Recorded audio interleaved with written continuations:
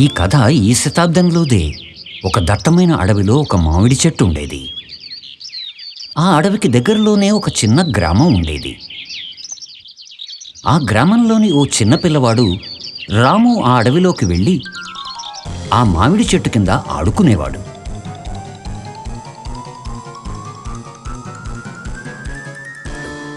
అతను ఆ చెట్టు ఎక్కేవాడు, మామిడి పళ్ళు తినేవాడు. తర్వాత అదే చెట్టు కింద హాయిగా ఓ చిన్న కునుకు తీసేవాడు. రాముకి చెట్టుతో ఆడుకోవడం బాగా నచ్చేది. మరి ఆ మామిడి చెట్టుకి ఆనందం వేసేది. రోజులు గడుస్తూ పోయాయి. ఇప్పుడు రాము కొద్దిగా పెద్దవాడయ్యాడు. ఇప్పుడు రాము రోజూ ఆ చెట్టుతో ఆడుకోవట్లేదు. ఒకరోజు మాటిది. రాము నడుస్తూ నడుస్తూ ఆ చెట్టు దగ్గరికి వెళ్ళాడు. అతను చాలా దుఃఖంగా ఉన్నాడు. రా రాము, నాతో ఆడుకో అని మామిడి చెట్టు అంది. నేనిప్పుడు చిన్నపిల్లాన్ని కాను నీతో ఆడుకోవడానికి. ఇప్పుడు నేను చెట్టుతో ఆడుకోను. రాము జవాబిచ్చాడు.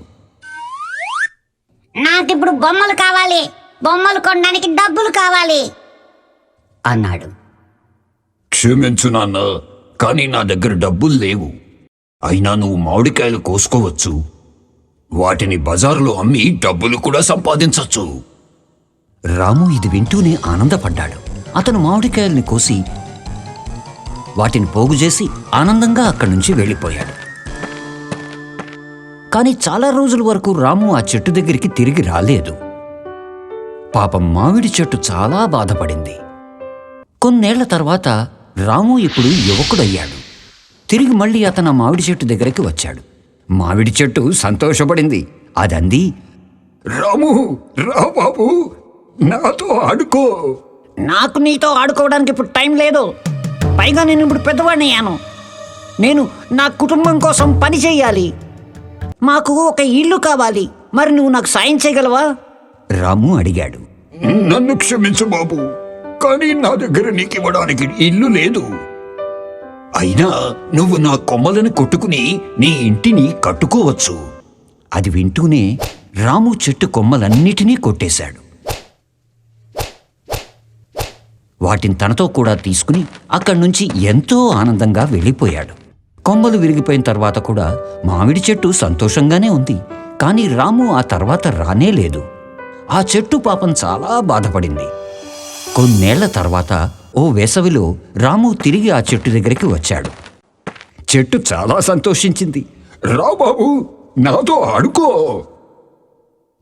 లేదు, ఇప్పుడు నేను ముసలాడినైపోయాను.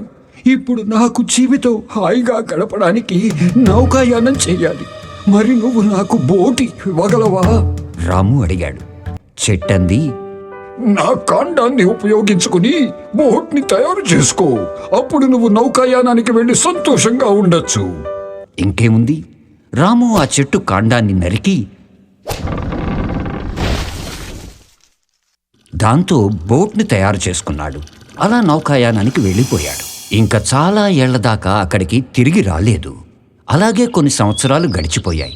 చివరికి ఒక రోజు రాము తిరిగి వచ్చాడు. రాముని చూసి చెట్టంది, నన్ను క్షమించు బాబు, కానీ నా దగ్గర నీకివ్వడానికని ఇంకా ఏమీ మిగల్లేదు. మామిడికాయలు ఎప్పుడూ అయిపోయాయి. రాము అన్నాడు, మరేం పర్వాలేదు, ఇప్పుడు నాకు పళ్ళు కూడా లేవు మామిడికాయలు తినడానికి. చెట్టంది, నువ్వు ఆడుకోవడానికి ఇప్పుడు కొమ్మలు కూడా లేవు. కానీ ఇప్పుడు నేను బాగా ముసలాడినయ్యాను, కొమ్మలపైకి ఎక్కడానికి. రాము అన్నాడు. చెట్టంది, నా దగ్గర నిజంగానే ఏమీ మిగలలేదు నీకు ఇవ్వడానికి. కేవలం ఈ చనిపోయే వేళ్ళున్నాయి నా దగ్గర అని మామిడి చెట్టు ఏడవసాగింది. ఇప్పుడు నాకు ఏది అవసరం లేదు. ఇప్పుడు నేను అలసిపోయాను, విశ్రాంతి తీసుకోవాలనుకుంటున్నాను. రాము అన్నాడు. దానికి చెట్టంది, అయితే చాలా మంచిది. చెట్టు వేళ్ళు విశ్రాంతికి అన్నిటికన్నా మంచి ప్రదేశంగా ఉంటుంది. నా దగ్గర కూర్చో, అలా హాయిగా విశ్రాంతి తీసుకో. రాము కింద కూర్చున్నాడు. మామిడి చెట్టు సంతోషపడింది. అప్పుడు ఏడవసాగింది.